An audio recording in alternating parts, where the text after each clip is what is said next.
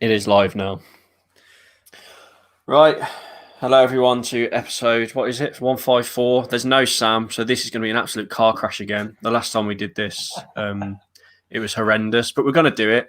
Sam had to go to Dudley to pick up his dog, and he couldn't make it back. He hasn't got a dog. So. He hasn't got a dog. Hold on. He said he was getting a dog. He said he was getting a dog kennel or something. No, he's not allowed dogs after the last. You know the dog story, surely. No. Oh, I do know the dog story, but we can't really share it here, can we? No, but he's definitely doesn't have a dog. Not as of last week. He's not got a dog. Maybe he's getting a dog, but he definitely said on the WhatsApp group, "I'm getting a dog kennel from Dudley." Anyway, yeah. Maybe it's for his missus. There's a picture of Sam's face at the RSPCA head office. He's not allowed a dog. So I'm Harry. Spotify, iTunes, YouTube. Please follow us, and we are joined by you've just heard, Bayliss. Yep. Hello, everybody. If anyone's watching. Jack, how you doing, son? All right, chaps. Just been a difficult 2 games of football watching, ain't it, really? But it's shocking. We nearly didn't do this podcast because we're all down the dumps, but we will start with Spurs, believe it or not. The formation, lads, was 4 at the back, but the big shock was Semedo coming in for Aït-Nouri, and I believe Saïss coming for Kilman. What was your thoughts on that, Bayliss? We're just not very good, are we? I'm fed up of being negative. I'm so bored of being negative about the Wolves. But it's like we've got less teeth in a COVID-raddled old people's home. It's just unbelievable. Absolutely toothless. Jack? I don't want to start slating them because we've sort of said, all the Wolves fans have been saying, it doesn't matter anymore. Just give the kids a go. Give the kids a go and see what happens. But then it doesn't last very long, does it? Because then you're calling out bloody Yana Hoover for their second goal, definitely. Cody just does a great bit of defending, then gets done by Harry Kane for the first goal, but still somehow gets man of the match from Gary Neville. And it was just, but what did we offer as an attacking threat? Absolutely nothing. Adama. It wasn't Cody. The goal wasn't Cody. The Kane goal wasn't. Oh, you're going to blame Semedo, aren't you? Go on, get it off your chest. Come on. He was looking straight down. He was looking straight down the line of the defence. 3 of them stepped up, and old Soppy Bollocks was fucking stood 2 yards onside. Oh, because he played him on. Okay, yeah. He played him on. I wouldn't have minded if his back was turned and he was watching the winger, but he literally was bullet line straight down the line of the defence. Yeah. Like if Nuno didn't dig him out for that, out of all the bollocks, all the fuck ups this year, if he doesn't get dug out for that one, there's no hope. The thing is, for me, up until that point... If you both can't honestly say that is a serious fuck-up, I'll not be able to hold the line. Well, I can see what you're saying, but for me, I thought Cody and Saïss were a bit naive just to assume everyone would be level with them, to let a world-class striker like Kane just run through and score. But what I will say is, up until that point, we were on the back foot quite a lot, let's be honest. Cody was obviously defending for his life, but we actually did okay. But after that goal goes in, we just fell apart, didn't we? Yeah. It was just a classic case of right. It's not been great, but just get to half time, and we couldn't manage it.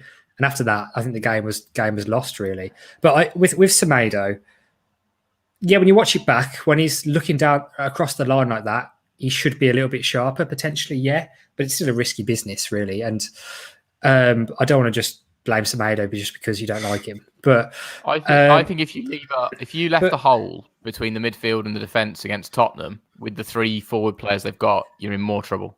You've got to step up. The fact you've got rose-coloured glasses on, rose-tinted glasses, is you also blame Semedo for the second goal, which I'm sorry was Yana Hoover just not dealing with it. I don't think I did. I did blame Hoover. I'm pretty sure you did, Dan. I'm pretty sure you did. I think at the time. But anyway, what did you think of Dendoncker coming for Neves? Personally, I weren't too bothered about that one because I thought Neves was poor against Brighton. Did you mind about that, Bayliss? I think Dendonker's been one of the worst players of the last 2 months, and I like him. I like him as a player. I think he's strong, he can tackle, and as the last 5 games, maybe, terrible, utterly terrible. Jack, were you bothered about that? No, I think Neves was deservedly dropped because he came off in the previous game, didn't he? And he wasn't quite at it. But so no, I think that was fine. But just midfield offered nothing. I thought Moutinho, after having all the hype around him in recent weeks, I thought he looked off the pace. Not his best game at all. And again, we just offered very little apart from, which seems to be the theme lately, particularly after the Everton games. The only threat we got going forwards was Adama. And that's it, really. I know that you're playing Fabio Silva and these sort of things, and you're playing Gibbs White on the right wing, which is arguably not where he should or wants to be playing. But Adama is the only one who actually seems capable of beating a man, and actually our bit of like our talisman of sort of Premier League actual quality. And the trouble is though, if you're putting all your eggs in that basket with Adama, you know that he can just go and then have a few games where he's not interested. So it's too risky. But he's been the shining light in these last few games. Granted, in a just mediocre is the word. Sorry, mediocre Wolves displays. It's the image of Adama and 3 Tottenham defenders and not a single Wolves player in shot. Yeah, we pasted that. Everyone's been giving Samsung him stick about no assists, hardly any goal, all that sort of stuff. If you beat 4 men and have to put a cross in and there's no one there, what more can you do? What did you think of he coming for a lot of stick? And I think it was rightly so. Fabio Silva, he had that one chance in the first half where he could have put it bottom corner and he absolutely daisy-cutted it wide. I thought he struggled against Spurs. Although I think he had the most shots from a Wolves striker on target without scoring since Andy Keogh, I believe, was the stat in 2009, which says a lot. Well, you don't want to be... I mean, I like Keogh at the time, but Keogh is one of those who was a bit hit and miss. You don't want to be following Andy Keogh's boots. Although he's had quite a good career after leaving Wolves, albeit see his goal the other day. But yeah, that's right. Yeah. Oh my God. But he's done all right, hasn't he? Really, he's one of those players who's just, I think, said, "I know my level. I'm going to go live in Australia for the next 8 years and get paid to play football in the sun." Which, fair play to him, really. Yeah. Anyway, that's Fabio Silva. I think he's looked a bit weak. Yeah, he's looked a bit weak lately. But I suppose the standard of opposition we've played, particularly against Spurs and Everton, who are chasing Europe, is a little bit better than playing against Albion or whoever the other teams he's been playing against. So yeah, we said last week. Well, I said if we play 4 at the back and we play the kids and we lose, we can't really moan too much. But I was quite annoyed that he brought Semedo and Sace in. And I still kind of just took it with a pinch of salt after the game. But Bayliss, for you, were you just like, it is what it is? Or was you annoyed? Sorry. Wolves have literally just released an update on Raul. Literally this. Oh, go on, John. Breaking news. Do it. Breaking news. It's quite long though. If you have to read it out, mate. This is long. Wolves club doctor Matt Perry has issued the following update on Raul Jimenez after specialists approved his return to full training. Dr. Perry said, Raul was seriously injured 6 months ago on the 29th of November and underwent emergency surgery for a major traumatic brain injury and skull fracture at St Mary's Hospital, Paddington. Since then, he has been under the care and supervision of the neurosurgeon at St Mary's, Miss Sophie Camp, and Professor Tony Belly of Queen Elizabeth Hospital, Birmingham, as well as the medical team at Compton. Since his skull fracture has now healed well, he will wear a protective headguard to cover the area of bone injured for the remainder of his career, but it is adjudged to be strong enough for him to return to play with this protection. Wow. A brain injury such as concussion can take weeks and months to recover fully, and a TBI, which is the fracture, will sometimes leave lasting deficits. It's wonderful to be able to say that Raul has made a remarkable and excellent recovery to date. He's had no measurable sign of a deficit and is now at the stage where he can contemplate a return to the career he loves, but with a degree of caution still required. Raul has been able to progress from basic fitness into working to competitive training from early March, only holding back when power heading and aerial duels. He's received the all clear from the start of these activities and is physically fit, strong and agile as ever. It goes on and it keeps going if you want me to carry on. So basically, is he okay? Is he going to be on the bench for United? Is that what we're saying? Well, he's allowed to play football with a head thing on. I wouldn't risk him for United. I think what's the point, really? What's the point? It's going to make limited difference to... Well, it might lift the crowd, but it just seems too risky. If they've only signed that off today or in the last few days, what's the point in risking him for a game that's going to make no difference in our overall position? So I'd be cautious about it. Interesting that he's got to wear the headband forever, though, for the rest of his career. Well, that affects his heading. That's going to affect his heading, isn't it? Yeah. I think it might, yeah. I mean, it would, wouldn't it, really? It would take some getting used to. I mean, he's probably been trying it out quite a lot, but... You just get used to it, don't you? Yeah. Well, yeah, but it also, you get used to it, but at the same time, it's like an extra sort of variant in what the ball can possibly smack against or play against, because it's it's not like it's your skull; it's a fixed thing on top of it. But I'm sure you would get used to it, but it probably take a bit of getting used to, wouldn't it? So, but yeah, I've just seen what Sevlo once said. Given the last 5 minutes. Now, you know what? I'd rather give him the last 5 minutes in a game with a full Molineux rather than one with 4,500 people in. Yeah. I think like Seb said on WhatsApp though, like if he don't come back like he was, we are going to struggle next season. But that's probably a conversation for our next podcast. We'll wrap up the Spurs chat then. It was just poor, wasn't it? In the end, we petered away. Second half was shocking.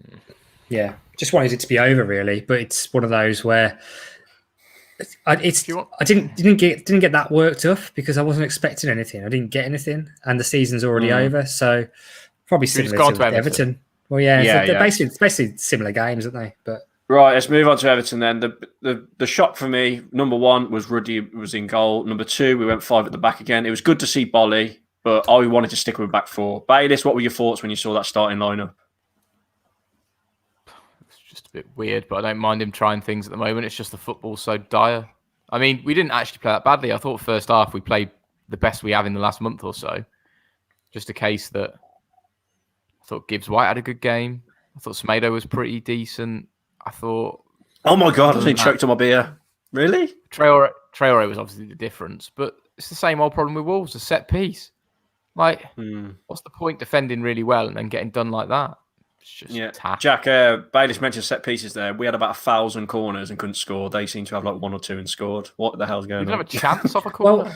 Well, did you see the stats? The stats they put on the TV, and it was like the rankings for Wolves that's defending set pieces. And it was like 19th in the league, 18th, 19th for like headers conceded and goals from corners, and it's just shocking. And it's something that Nuno just looking at those stats, you need to address that. That's not right.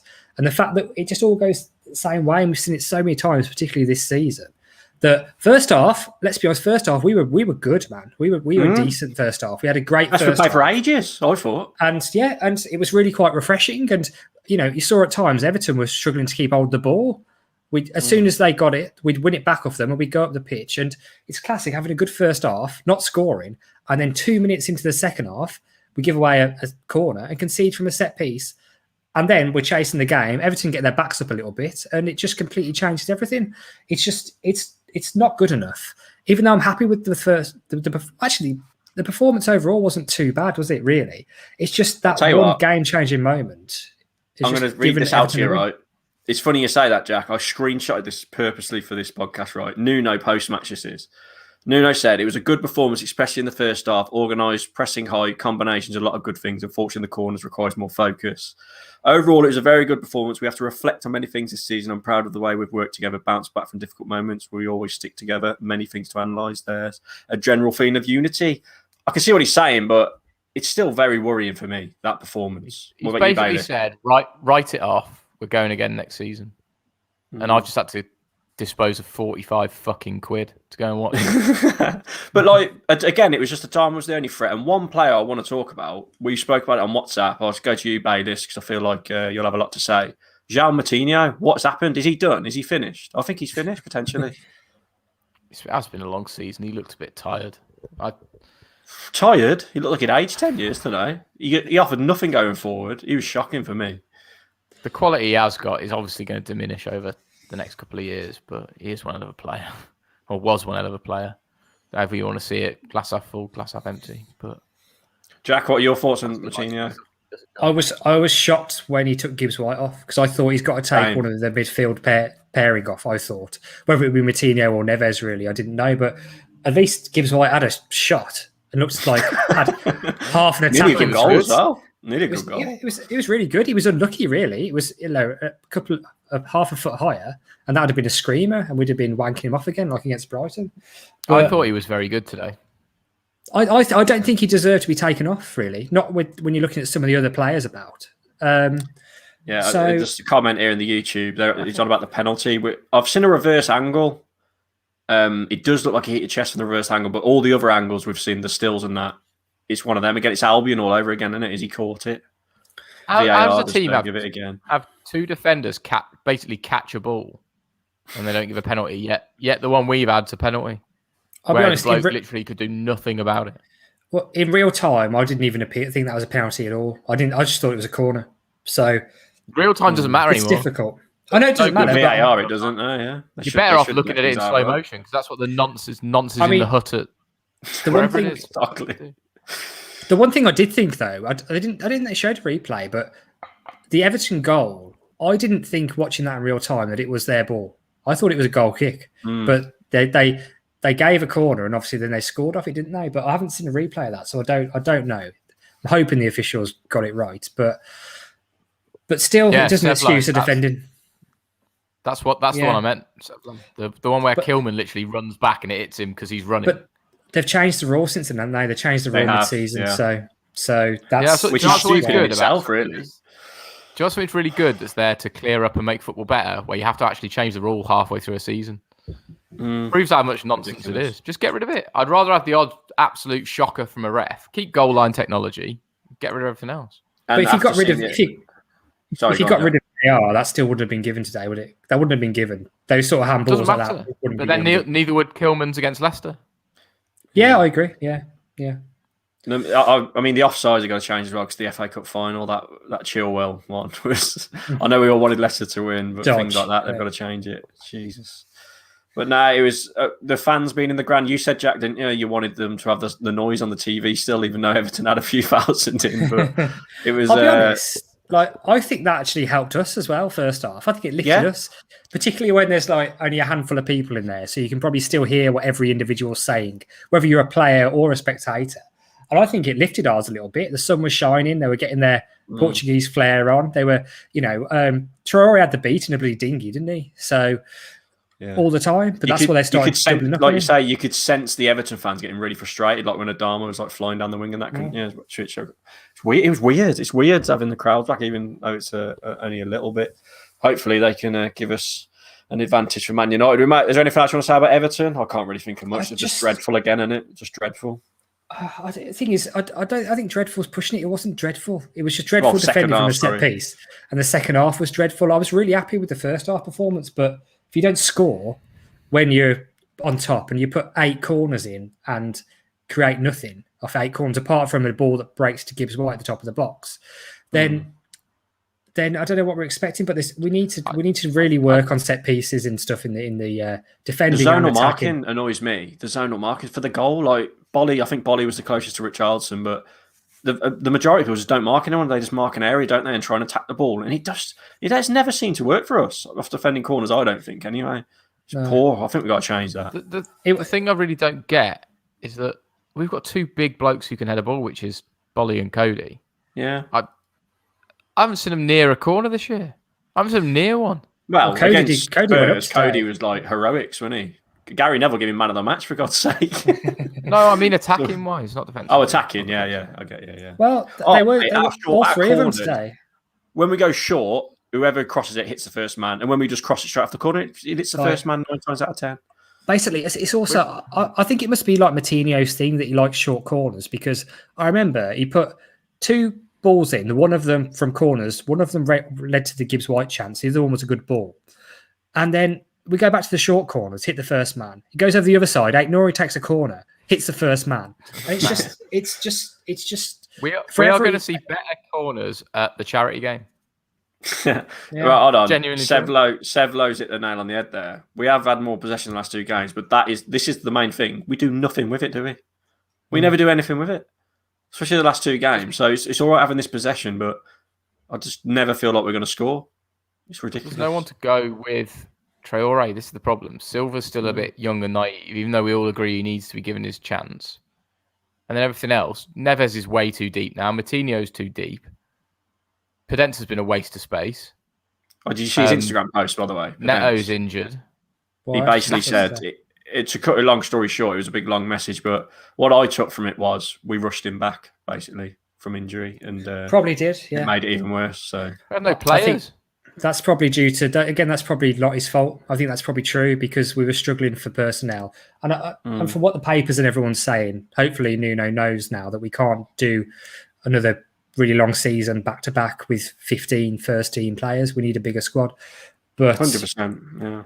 but hopefully the lessons will be learned from this season, and that's the thing that will be unforgivable is if we go back into next season and make the same mistakes again. So that's the mistakes with the number of players, the mistakes with rushing players back, the mistakes with set pieces, these sorts of things. Those are the things that would be unforgivable if you do the same thing again. So for this season now, everyone's written it off. I've written it off. I'll give them the benefit of the doubt this year, and we'll go again in sort of August, September. But, I know every time everyone says they're always not bothered, and then the outrage you see on social media and on Twitter after the game is just really bad. But what do you think? Are you that bothered about these last two games? I'm not really. I'm not, but like you say, yeah, when we watch it though, I do get annoyed while we're watching it. Christian there says Barry Douglas was the last person who was a good crosser of the ball for us. Yeah, he's got a point. Yeah, especially on corners and free kicks. We've had a question in on the Twitter. Oh, what they said? Go on, read it out. Why did it take 80 minutes for Moutinho to be subbed today? And how is he still on corners? Is that from Harry? It's from at TSS_1411. It's a good question. I think we've throughout Nuno's whole era as Wolves manager, his substitution's probably been his weakest thing, hasn't it? He either leaves them too late or makes the wrong decision. Watford in the FA Cup semi-final was the main one. Oh, don't do that. Oh, don't talk about that. But you're right. But even the second two substitutions today, was there like 9 minutes left when you did that? Yeah. It's not long enough to make a difference, is it really? Pointless. The second question, same person, is why do they always say Neves is lethal from range when 99.9% of his shots hit Asda? We spoke about this last week, didn't we? I don't know what the hell's happened to his free kicks and his just general shooting. And he doesn't go forward anymore. If you look at the game today, Gibbs White was in the position where for like free kicks and corners when they're coming in where he should be. Neves was sat so deep. I think he's kind of just accepted that he can't shoot anymore because he's letting other people take his place. Anyway, also let's talk about William Jose for a second. Oh, I said to you tonight on WhatsApp, that pass at the end, right at the death, when he just comes to and he's volleyed it out for a throw in, and then the whistle went. I was like, that just sums up. That just sums us up. And he has been. When he first come in, we were optimistic, weren't we? And then he was all right. He's a donkey. He had a few man. good He's performances. A donkey. I think he's basically had this gamble, go to the Premier League. It started all right. He's been up for it. Then he's had that sticky patch for 10 games. His home club that he's played for years go and win a trophy without him for the first one in God knows that. And he's just thought, fuck, what the fuck am I doing here, man? It's like Mike Bassett. So brought the keeper instead of the striker. It's just ridiculous. Yeah, I keep calling him William. It is William, and I'm sorry about that, but William the donkey. Yeah. He's when he come on, I thought, two strikers up front. I get really optimistic, and every time he just lets me down. Chris Marcus. I can't read that out, Christian, but it made me laugh. We might as well move on to United, lads. Last game of the season, 4,500. We might as well just go straight into it, Baelish. You and Sam have got a ticket. Are you looking forward to it? No. I got a 2-hour train. I paid 45 quid to sit in the lower Steve Ball where I'm going to get pissed on because it's going to rain all day. And looking at how we played recently, we're going to lose 3-0. So right.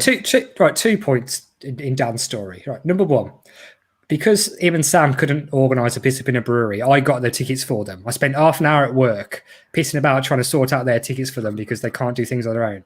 Secondly, you haven't paid me for it yet, so you haven't paid any money out at all. You owe me 50 quid anyway. Not until at 6 p.m. on Sunday. Yeah, what if you saw the hat-trick against United Sunday? So there's a few things. But wow, I get your that's point. a stat. That's a stat from Sevlo. Man United haven't lost away all season apparently in the league. Is that true? And they won't lose away all season. There you go. Yeah, they won't. Yeah, it's a record they've got. So Jack, were you priority 4, Jack? Were you priority 4? Is that why you couldn't go? Yeah, I was with the in the. Me and you got so unlucky, didn't we? Yeah, I know, man. We've lost out to bloody the guy who doesn't want to go, and the guy who's too busy pissing around with the dog cage tonight to watch the game. Yeah, well, a lot of people were saying if you can lose 3 stone this week or in the next 3 days, you can have a ticket. And then just grow my hair out a bit, put a bit of a posh voice on. And get a nose job. Yeah. But I'll have to take loads off. Just talk about cricket all day. I'll just turn up in my cricket whites and wash the cricket top. No, I was speaking to Tom Rouse earlier, And I know it got to priority 3, and a lot of people have put that down to the ticket prices and people not being interested. But I think the main reason was them splitting up the bubbles. Like Tom Rousey said his dad was 2, he was 3. He didn't even attempt it in the end because of that. And he's also said as well, he's not getting a season ticket next year, no matter what happens, which surprised me. Really? Yeah. He's completely give up on the Wolves. He's completely give up on football, which I in all found fairness, interesting. I was a bit overreactive. I do want to go. I want to be back in the stadium, and I think it's an experience that we're probably never going to have again. Like in 50 years' time, telling people, "Oh, I went to a game that the reason why and stuff." But we have been crap. It's not. I'm not going for the football entertainment because I know it's not going to be there. I'm going purely for the event, and we're going to sit in Wetherspoons and drink lots of pints before it. Jack, can I ask you, because you sorted the tickets, did you get choice of what stand you could sit in? I hadn't asked you. Basically, I think, well, I don't know if this is right or whether they might get turned away on the day still, but after a few hours of them being on sale, the only tickets left were like groups of 4. And just from being the WhatsApp groups, I knew that Sam and Dan were trying to get tickets, but also Bonnie and his dad were. So I thought, well, hang on, if I just go in and buy 4 and put them together, will it work? And it worked. So I think there was about 8 tickets left, 2 groups of 4 when I bought them, and just in the Steve Ball. But it was a bit of pissing about. It took a bit, and you had to say, you had to agree to terms and conditions. Say you would wear a mask. Say you'd take a COVID test. So I can see why some people have just started. Even it just takes the fun out of it, doesn't it? It's just too much messing about just to even get in the ground. You got to bring your ID with you. You've got to take your ID with you. Got my jab tomorrow, Jackie. I'm going to be safe. COVID can't. Oh, you're going to be ill for it then, Bailiff. You probably won't turn up to be bedridden from your vaccine. I'll tell you what, I'll be livid if I am. It's my birthday. I'm going for a nice meal and I'm going to the Wolves. If I end up bedridden from a COVID vaccine, I'd rather have COVID. Can't you wait until next weekend? Like wait a week and not do it? They literally texted me today saying, please book your vaccine. I went on and then it gave me a time of 5 o'clock tomorrow night. All right. You'll be so were you two surprised you got to priority 3, or was you not that? I was quite shocked, to be honest, that you managed to get one. No, not really. I don't think so, because a lot of people you saw on the social media, and like what you said, Harry, too. There was people who were like, "Oh, so my 6-year-old daughter's in group 2 and I'm in group 3. How does that work?" So yeah, Sevelo here is asking if that is in the over 40s. I've got to say, I'm in South London. And for some reason, they're absolutely hammering it through vaccines here. So my local GP just literally texted me being like, we're doing people, I don't know what it must be, 25 to 35 or something. Yeah. We've got to talk about the game a little bit. I know we don't want to, but do you think he'll go 5 or 4 at the back? Do you think he'll go kids? What do you reckon, Bayliss? What do you want to see? Just as I take a sip. Cheers, pal. Yeah. So I ain't Sam, am I? I'm just working my way through this. Don't matter, does it? Just go and play. Give the fans something to cheer, is all I'd say.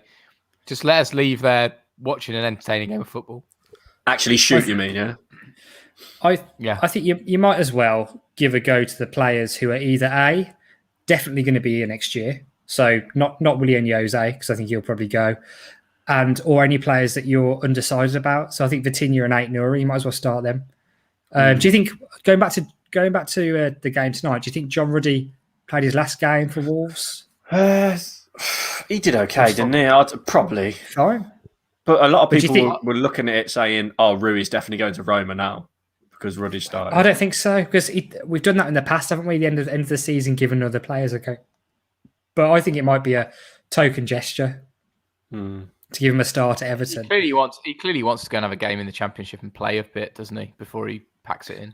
How old is he? I feel like he's about 40, but he ain't that old, is he? 36. He's not as old as you think. He's probably younger than Moutinho. I don't know. In goalkeeping years, though, that's all right, isn't it? 35, 36. He's got a couple of years left if he wants to. And it's probably the choice, isn't it? Like now, it's the end of your career. Do you want to go and just play every week, or do you want to sit on the bench at Wolves? How old is John Ruddy?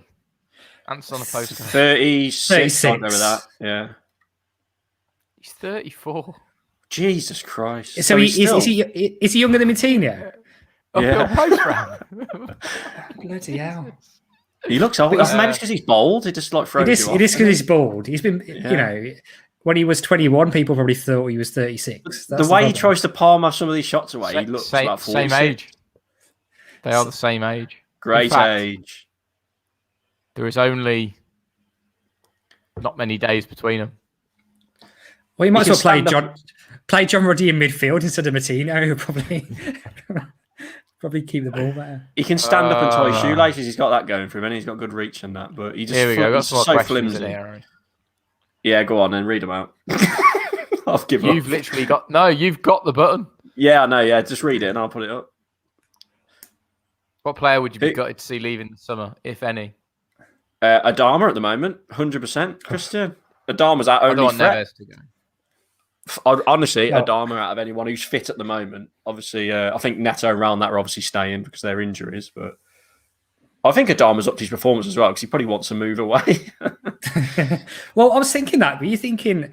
I know he was on. Well, he got into the Spain squad, didn't he, a couple of times? And particularly last season when he was like on fire with Jimenez, and he's fallen out of it, hasn't he? Do you think maybe he's thinking, if I put in a few good performances, there might be half a chance of getting in the Spain squad? Unless it's already been announced, I don't know. Yeah, but well, I haven't followed it really. But he missed out the last squad, didn't he? Did you say? I think he did. Yeah, he got into it about a year ago. He was getting into it, and then he's been left out since, I think. I mean, if I was Spain, I don't know. you'd wanted to bring on, wouldn't you? Imagine bringing him on. That's what he's best for, really, isn't it? He's such a unique player, and I am worried that somebody else might spot that. Like, kind of like with Jota, but probably not to the same extent. But if some managers watching that are just thinking, he's playing against really good players here, and he's ripping them apart. If he played for a more attacking team and had more space, he'd beat this man every time. That's a great point, Sevlo says. So, he just said, imagine Adama's ability with Neto's brain. Like that one run against Everton first half when he took on about 4 players, got into the box, and then just daisy cutted the shot. Like, that is Adama Traore in a nutshell, isn't it? You can't say that though, because if your granad wheel should be a bicycle sort of thing. Right. Yeah. But I get the other thing about United, though, they're going to probably play a really weak team, aren't they? So we might have a chance because they've got a cup final, have they, a few days later? The Europa League, I suppose. Got to look. Europa League. They got the Europa League final, yeah. So they're going to play. Well, you'd assume they'd rest loads because it's only a few days before that final. But it just doesn't matter, does it? Like it just doesn't matter at all. You imagine, like, thinking how not that long ago, 2 years ago, you think about the FA Cup quarter final against Man United at Molineux and the atmosphere leading up to that against the atmosphere going to be on Sunday. It's mad, isn't it? I don't know. It's just it's I don't know what's happened really. It's just been I'm not just saying this because Wolves haven't done very well, but it's just been a very weird and a very strange year for football and football fans, isn't it? And I'll just be glad when it's over, I think, and we can draw a line under it. One positive, though, we've said it's been a horrendous season, injuries and that, but we are still 12th somehow. I don't know how. Aaron put in the WhatsApp group, 35 goals in 37 games we got this season. Our top goal scorers are on 5 goals. How are we 12th? With all them stats, we shouldn't be 12th. We've gone 1-0 down in the first half of nearly every game. It's been a Premier League. strange season. I think it does help that the 3 at the bottom were just shit. Really, let's be honest. And I'm not even saying that's all their fault because you know how hard it is to come up, particularly via the playoffs from the Championship. But then you do that and you've got to turn it around in 6 weeks from the playoff final to starting the Premier League season.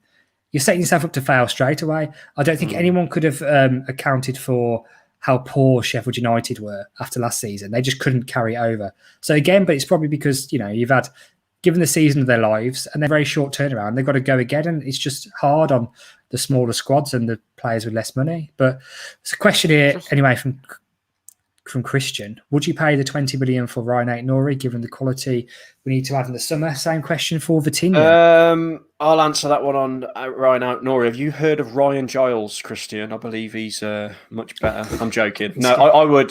That joke's getting old now, isn't it? That was 2 weeks ago. Yeah, I would personally. I'd pay the 20 for Ryan Aït-Nouri. Vitinha, I'm still up in the air, but apparently, if you read into the rumours, they're one of their blokes on the... Where did we get him from? Sporting Lisbon?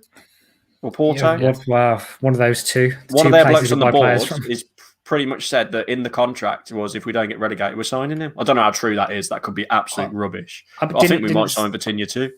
Didn't Spears say that wasn't true, though? I don't know. But that's what makes me think it is true when he comes out and says probably. That. Yeah, but if you gave me the choice now, I said this a few weeks ago as well, gun to the head, you got 20 million quid, you can have Aït-Nouri, you can have Vitinha. I think Aït-Nouri has done more on the pitch in a Wolves shirt, and Vitinha is hype that we haven't seen in a Wolves shirt. So I would take Aït-Nouri, particularly when it's a position that we need. We need Aït-Nouri because of what's happened with Johnny. So Yeah, it is Porto, Vitinha. Vitinha. Thing is, 20 million quid for a kid should get you a lot. That's the worrying thing. And it was interesting to see Marcel was on the bench, wasn't he, for the Everton game, and he still decided to play Aït-Nouri. So Mr. Twiglet can go. There's no point risking him. No point risking him. Just let him have a full pre-season to see if his legs still work. And yeah, play 4 games next season if we keep it fresh. If he was a cocker spaniel, you'd have done the kind of thing. Yeah. Anything else on United, lads? I think we'll win. Score prediction. I forgot about that. Sorry, Sam, if you're listening. Score prediction. It's just impossible to say, Nick. You don't know which 2 teams are going to turn up. 2-0 Man United. Ooh, Bayliss. Go on, I won't be a miserable prick all podcast. I'm going to say it's going to be a 1-0 Wolves. They're going to not play a full strength team. I'm going to go for a mad 3-3 draw. Cool. We got to score 3 goals for that to happen. I know. I don't know why I said that, but I'm still going to go with it because you never know. We're going to wrap up. Charity game. Charity game. Yes. We'll wrap up with. We mentioned last week that it's Wolves Fancast, the Wolves Twitter. We've paid our entry now, haven't we? And put money towards charity and that us lads. What number did you 2 pick, by the way? Well, I went. I don't know how you missed this, but I was the last person to do it, and I went with 77 because. Mate, we missed a trick because me and Sam were talking. So I went Mansell number 6 on my shirt. Sam went Cook number 8. Bayliss, did you go 13? Yeah. And then Jack comes in at the end. He goes, "Why didn't we all just have number 77? Because you're allowed duplicate." I was like, "Oh my god, we missed a trick there, didn't we? Yeah. Why didn't we all just go number 77?" My hockey club number is 77. I've actually got it on the back of my shirt. Is it? Oh, that's class. Yeah, seriously. But anyway, on the charity game, it's all sorted. You can donate to the Mind charity. If you go on the Fancast Twitter page, we did retweet it. You can donate there. I think their target's 1,500. And Manny Sing When You're Winning, he donated 300 quid from the off. So it's good honest, already. We should all be donating to Mind because we're all going to fucking need it the way we're watching Wolves. Yeah, we should. No, it's a good charity. 1,500, as you say. I did a little donation. I was going to say something else. Oh, yeah. You can as well. They're doing is it called a silent auction, lads? When you can have a chance to play in it. A bid in. Yeah, you just. So I think our mate Seb is trying, isn't he? I tried to get Seb to play for us, but because we've already had 4 players, they said we've got too many. So Seb's going to try and win the silent auction. The worrying thing is we're so bad. I know. I'm rubbish at football, and Jack's worse than I am. I haven't got any boots yet. I need to get some boots. Have you got your footwear sorted? I've already got a pair. I probably will buy some new ones. Do you see Dazzling Dave brought some Nike sock ones? Absolute brothel creepers they are. He's number 10 as well, apparently. He's going to be like our Messi. We're going to kill it with him up there, mate. Oh, Dave. Have you decided where you want to play yet? You two, have you decided what position you want to play if you could choose? Me? I think I want to do the... just the last 10 minutes of wherever. I don't care. That's it, really. Bring me on with 10 minutes left and I'll run about for a bit and then I'll be knackered. That's the quality. Bayliss? I'd like to play up front just to show that I can run around like Fabio Silva, but I'd probably be better off at right back given that I can't play football, but I am fit enough to run around. Yeah. Christian said, is it being recorded? I don't know. They've advertised their YouTube channel on the poster, but I don't know. I'll be honest. Sevlo says the amount of people who give Fancast shit the other week, no one loves it off the football, Matt. No comment. No, we've had our differences with them in the past, but we're all right now. Bayliss left back in the dressing room, says Sevlo. Anyway, we might as well leave it there, haven't we? I'm sorry about this week's episode. There's no Sam, so it's been a bit of a car crash, but we got through it, didn't we, lads? We'll check in. We did, yeah. Just for the listeners, so we know, Dan delayed the start time by half an hour because he had to have a bath.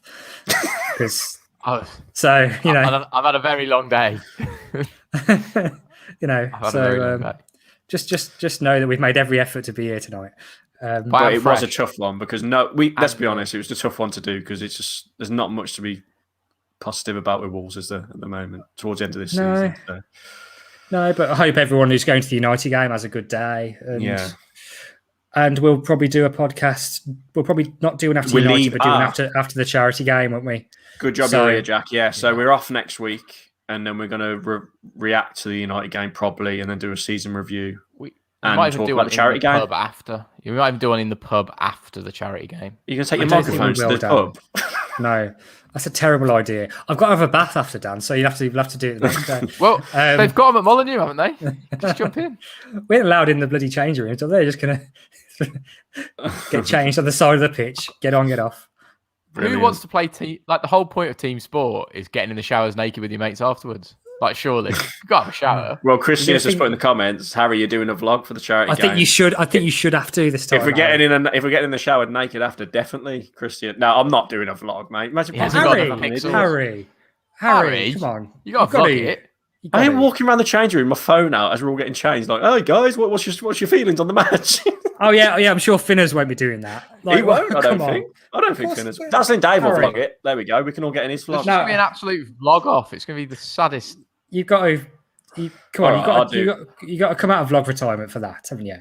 Yeah, but I'm not You'll sat in be the stands. I'm actually on the pitch. I can't run around the camera on the pitch, can I? Well, no, My but somebody will Yeah. film you. Get a GoPro. Get a GoPro. All right, we'll see. Anyway, bye, Bailey. Say bye. Bye bye, everybody. Say bye, Jack. Ta-ra. Bye, everyone. Thank you for listening. See you next time.